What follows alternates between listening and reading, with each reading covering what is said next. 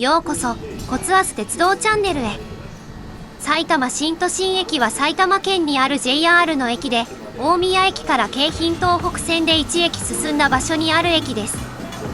駅周辺は埼玉新都心として再開発が行われたエリアで、ライブやイベントなどで埼玉スーパーアリーナへアクセスする際、この駅を使うケースが多いのではないでしょうか。そんな埼玉新都心駅は京浜東北線の電車と上野東京ライン系統の列車、そして湘南新宿ライン系統の列車が通ります。しかしホームが設置されていて列車が停車するのは上野東京ライン系統の列車と京浜東北線の電車のみとなっています。湘南新宿ラインは埼玉新都心駅を通過してしまうのです。ところでどうして湘南新宿ラインの線路には埼玉新都心駅のホームが設置されず、全ての列車が通過する形になっているのでしょうか。今回の動画では湘南新宿ラインの列車が埼玉新都心駅に停車しない理由について、その理由などを解説・考察していきます。それでは本編へどうぞ。埼玉新都心駅の概要。埼玉新都心駅は埼玉県さいたま市にある JR 東日本の駅で、東京駅から見ると大宮駅の一つ手前にある駅です。駅名にある通りこの駅は埼玉新都心の最寄り駅として開業した駅で、2000年5月の埼玉新都心街開きに先駆けて同年4月に開業しました。駅のデザインは JR 東日本建築設計事務所や JR 東日本東京工事事務所と鈴木エドワード建築設計事務所が共同で手掛けたものとなっています。雲や空気のように人を包み込むシェルターでありたいという考えのもと、雲の波のような柔らかく流れるような形態のデザインとなっています。この先進的なイメージで柔らかい印象を持つデザインは、2000年のグッドデザイン賞の建築・環境デザイン部門などを受賞しています。駅の構造は地上にある2面4線の島式ホームとなっており、駅舎は2階のコンコース部分に設置されています。1番線と2番線の1面が京浜東北線用のホームで、3番線と4番線が上野東京ライン系統のホームとなっています。駅周辺は埼玉新都心として駅と同じ時期に開発が行われ、住宅以外にも公共施設や商業施設が多く整備されています。その中でも埼玉スーパーアリーナは埼玉新都心を代表する施設になっています。用途に合わせてスタジアムモードとアリーナモードを切り替えられ、アーティストのライブ、コンサートだけではなく、スポーツの試合をはじめ様々なイベントでも使われます。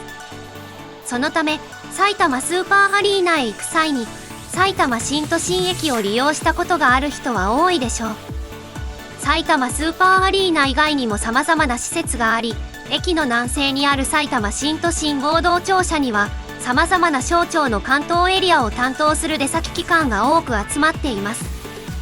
合同庁舎以外にも背の高いビルが複数建っており、そういったビルの多くはオフィスとして様々な会社が入居しており、埼玉新都心駅は通勤客の利用も多い駅です。さらに、埼玉新都心駅周辺には商業施設も多くあり、埼玉新都心駅の東口から出てすぐの場所には、国運シティというショッピングモールが営業しています。国運シティには映画館のムービックス埼玉や、総合大型スーパーであるイトーヨーカドー大宮店、家電量販店のヨドバシカメラマルチメディア埼玉新都心駅前店をはじめ、埼玉県初のテスラストアであるテスラ埼玉新都心など、様々なジャンルのテナントが入居しています。ちなみに国運シティの南側には島村もありますが、店舗の隣に島村の本社ビルがあるのも特徴となっています。その他にも埼玉新都心駅周辺には東横インやホテルメトロポリタンといったチェーンホテル、また埼玉赤十字病院、埼玉県立小児医療センターなど医療機関もあり、名前の通り新都心として非常に便利な街となっています。埼玉新都心駅に停車する路線系統。平成の中頃に駅周辺の再開発とともに作られた埼玉新都心駅ですが、駅を通る路線系統は主に3つあります。京浜東北線と上野東京ライン、湘南新宿ラインの3系統です。しかし埼玉新都心駅に停車する路線系統は京浜東北線の電車と上野東京ラインの列車のみです。京浜東北線の電車はすべて埼玉新都心駅に停車し、北港の大宮方面に向かう電車に乗った場合は隣駅の大宮まで、南港の東京、横浜方面に向かう電車に乗った場合は最大で大船まで1本の列車で行けます。対して上野東京ライン、宇都宮線、高崎線を走る列車ですが、すべての列車が埼玉新都心駅に停車するわけではありません。普通列車はすべて停車しますが、快速アーバンや快速ラビット、その他草津島などの特急列車などはすべて通過してしまいます。上野東京ライン系統の列車は上野駅で折り返さず、多くが東海道線と直通する列車となっています。そのため上り東京、横浜方面に向かう列車は最大で JR 東海区間の沼津まで向かうことができます。下り大宮方面に向かう列車は宇都宮線系統が宇都宮、高崎線系統が前橋まで1本の列車で行けるようになっています。ただし上り列車に関しては上野止まりの列車もあり、上野発着の列車は上野東京ラインとして案内されません。また横浜、大宮間は京浜東北線と上野東京ラインがほぼ並走しており、上野東京ラインの列車が停車しない各駅、具体的に川口、王子、日暮里、秋葉原、有楽町、浜松町、田町、蒲田、鶴見、桜木町、関内、磯子、新杉田などといった駅からとなりますが、そういった駅からは京浜東北線の電車を利用することによって乗り換えをしなくても埼玉新都心駅へアクセス可能です。そして大宮から先の宇都宮線、高崎線の各駅も普通列車はホームのあるすべての駅に停車するため、埼玉新都心駅から1本の列車で問題なくアクセス可能です。上野東京ライン、宇都宮線、高崎線系統の列車と京浜東北線の電車はこのように各駅と埼玉新都心駅を結んでいますが、湘南新宿ラインの列車に関してはホームが設置されておらず、そもそもとして停車することができないため、すべての列車が埼玉新都心駅を通過しています。湘南新宿ラインは大宮、赤羽間で東北貨物線、赤羽、大崎間で山手貨物線、大崎、大船間は横須賀線の線路を走行して運転されています。なので大宮、赤羽間は上野東京ラインや京浜東北線が並行して走っているため問題ありませんが、赤羽、大船間に関しては京浜東北線と東海道線の停車駅である戸塚と横浜以外の駅に関しては直接埼玉新都心駅にアクセスできません。新宿、渋谷、池袋の三大副都心や武蔵小杉、それに東海道線と並行しながら横須賀線の電車しか停車しない保土ヶ谷や東戸塚などから埼玉新都心まで行きたい場合、途中浦和までのどこかで乗り換えが必要となっており、上野東京ライン、宇都宮線、高崎線系統の普通列車か京浜東北線の電車に乗り換える必要があります。ちなみに新宿、渋谷、池袋の三大副都心からアクセスする場合、単純に考えれば埼京線か湘南新宿ラインで赤羽に出て赤羽で乗り換えてアクセスすることとなりますが、実は埼京線の北与野駅から10分ほど歩くと埼玉新都心駅へたどり着くことができます。なので通勤快速以外の大宮駅か川越行きの埼京線に乗車して北与野駅で下車した後に徒歩連絡という手段を使用が可能です。なぜ湘南新宿ラインは埼玉新都心駅に停車しない？京浜東北線や上野東京ラインと並走する湘南新宿ラインですが、なぜ埼玉新都心駅だけ湘南新宿ライン用のホームが設置されず、湘南新宿ラインの列車が停車しないのでしょうか？その理由は、湘南新宿ラインが東北貨物線を活用して運行されていることが第一にあります。そして埼玉新都心駅が大宮操車場跡地を活用して作られたからというのも理由として挙げられる事柄です。一体どういうことでしょうか？ところで埼玉新都心駅の周辺ですが、埼玉スーパーアリーナや国運シティ、オフィスビルなどが立ち並ぶ街になっています。しかしもともとここには国鉄の大宮操車場と繊維製品や機械製品の製造販売などの事業を手掛けており、かつて富岡製糸場を持っていた片倉工業の大宮工場がありました。操車場とは鉄道貨物輸送で列車の蘇生や貨車の入れ替えを行う場所で、大宮操車場の場合は貨車に荷物を積むための設備も設置されており、かつては大宮貨物駅とも呼ばれていたのです。実際にかつては大宮操駅と名乗って貨物駅として機能していた時期もあります。国鉄時代は貨物取り扱いのある駅で貨車に直接荷物を積み込み、まずはその貨車を最寄りの操車場に集めていました。そして目的地の最寄りの操車場までまとめて運ばれ、そこから目的駅ごとに仕分けされた上で目的駅まで運ばれるという運転方法が取られていました。これはヤード集結型輸送と一般的に呼ばれます。かつては高速道路をはじめ道路網があまり整備されておらず、大型のトラックもあまり普及していなかったため、この輸送方法でも鉄道貨物輸送が優位な状況が続いていました。ですが、時代とともに高速道路だけではなく一般道路も整備され、大型トラックも普及しトラックでの輸送が一般化していくと、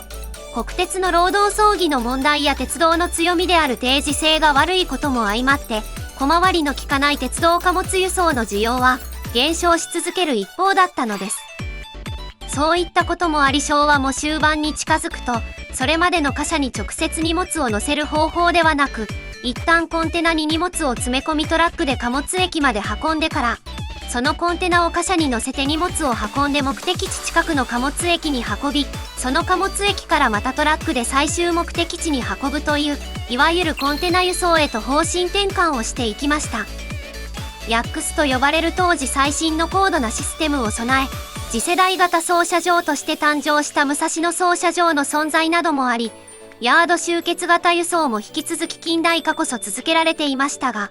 結局はコンテナ輸送へ全面的に切り替わることになり、それまで使っていた大規模な操車場は必要なくなりました。ヤード集結型輸送は国鉄末期の1984年に廃止され、それや大宮操車場でのコンテナ貨物取扱廃止の影響も受けて、大宮操車場は貨車の組み替えを行う操車場としての機能を停止し、規模が大幅に縮小されることになったのです。その後大宮操車場跡地に新都心を整備することが決まると、現在の国運シティ周辺に大宮工場を持っていた片倉工業は工場の移転を決めることとなりました。その計画に沿って片倉工業は大宮工場を廃止して、同じく埼玉県の加須市にある加須工場へ生産拠点を移転させたのです。そして大宮操車場と片倉工業大宮工場跡地を含めて一体的に再開発されたのが埼玉新都心であり、この新都心の最寄り駅として整備されたのが埼玉新都心駅なのです。ところでこの埼玉新都心駅ですが、京浜東北線の電車が走る東北本線の電車線や上野東京ラインを構成する東北本線列車線の線路は大宮操車場の東側を走っていたため難なくホームが設置されましたが、湘南新宿ラインの場合はそのようにはいきませんでした。湘南新宿ラインは東北貨物線を活用して運行をしており、埼玉新都心駅のあたりは規模が縮小されたとはいえ、今でも現役で使われている大宮操車場内を通っています。規模は縮小されたといえ現在でも大宮操車場は貨物列車や回送列車などが時間調整、乗務員交代などを行う場所として今でも重要な拠点として活躍しているのです。また武蔵野線方面や高崎線方面へ行く貨物列車においてはこの大宮操車場が運行上の分岐点として機能しています。なので大宮操車場を廃止して湘南新宿ラインのホームを設置し、湘南新宿ラインの停車を開始させるというわけにもいかないのです。そんな大宮操車場構内の線路の廃線ですが、上野東京ラインの大宮、宇都宮、高崎方面に向かう列車が使用する4番線の西側に東北貨物線の田端方面に向かう上り本線があり、上り待避線3本と中線2本を挟んで大宮方面に向かう列車が使う下り本線、下り待避線4本という構造になっています。上り本線と下り本線の間に中線と対比線がある関係上、湘南新宿ラインが埼玉新都心駅にも停車できるようにホームを設置すると、上りホームと下りホームが離れてしまうのです。極端な例にはなりますが、ここで武蔵野線の新三郷駅を簡単に紹介します。新三郷駅は現在2番線となっている上りホームも、1番線となっている下りホームも目の前で相対する形となっています。しかし開業当初は武蔵野操車場を挟む形で上下線が設置されており、上りホームと下りホームの間はなんと360メートルも離れていました。世界一ホームが離れている駅として、ギネス世界記録に掲載されていたほどです。そういったことを踏まえて考えてみると、上りホームと下りホームが離れて設置されていても問題なさそうですが、そもそも埼玉新都心駅の湘南新宿ラインの場合、本線が対比線や中線に挟まれる形になっており、ホームを設置するためのスペースの確保が難しいです。大宮操車場外までも重要な拠点として使われていることを考えると、ホームを設置して列車を停車させることは難しい状況と言えるでしょう。今後湘南新宿ラインが埼玉新都心駅に停車する可能性はある？線路の配線的にホームを設置するスペースがなく、埼玉新都心駅は全ての列車が通過している湘南新宿ライン。ですが今後東北貨物線上に埼玉新都心駅のホームを設置し、湘南新宿ラインの列車が停車できるようになる可能性はあるのでしょうか？結論から言うと、ないと考えられます。その理由として、大宮操車場内の配線をいじるコスト、埼玉新都心駅の利用者数、駅間距離が短くなってしまうことが挙げられます。これらについて、ここから順番に見ていきましょう。まず大宮操車場内の配線をいじるコストについてですが、湘南新宿ラインの列車が走る東北貨物線の本線は、大宮操車場の対比線や中線に挟まれる形で配置されています。なのでホームを設置するためには、まず配線の変更が必要です。先ほども触れましたが、大宮操車場内の東北貨物線の配線は、旅客線のある東側から上り本線、上り対比線が3本、中線2本、下り本線、下り対比線4本という形になっています。なのでどのような形にホームを設置するにしても、配線の見直しをする必要があります。横並びの形で上りと下りのホームを設置するのであれば、中線や上り対比線を下り対比線がある方に移設することになります。そうなると、上り線から上り対比線、上り対比線から上り本線に入るためには、下り本線を平面交差することになるのです。平面交差する場所ができるとダイヤ上の制約が出てきて、運行できる列車の本数などの制限が出てきてしまいます。その問題を解決する方法としては、上り対比線と上り本線を結ぶ線路を高架にして、平面交差を解消して立体交差にするという方法もあります。しかし平面交差で移設するよりも、用地取得と建設のコストが高くなります。また大宮操車場からは武蔵野線の大宮支線が伸びており、大宮操車場内の配線をいじるとなると、この武蔵野線大宮支線の配線も同時に変更する必要があるのです。続いて、埼玉新都心駅の利用者数についてですが、現在の利用者数を考えると今の停車本数で十分な状況だと言えてしまいます。埼玉新都心駅の2022年のデータにおける1日平均利用者数は、乗車人員ベースで49,332人となっており、2019年のデータでは55,782人となっています。主に埼玉スーパーアリーナでの大型イベント開催時に混雑が激しくなり、その他に通勤時間帯にも混雑が激しい駅となっています。しかしこの5万人程度という数値を近隣の駅と比較すると、京浜東北線の列車のみ停車する北浦和駅を少し上回る程度の人数となります。北浦和駅の利用者数は乗車人員ベースにおいて、2022年の1日平均データで45,085人という数値となっており、2019年のデータでは52,674人となっています。北浦和駅は学生の利用が多く定期利用者が多い一方で、埼玉新都心駅の場合は北浦和駅より定期利用者は少なく、定期外利用が多いという駅の置かれている環境は異なりますが、そういった他の駅と乗降客数などを踏まえて比較した場合、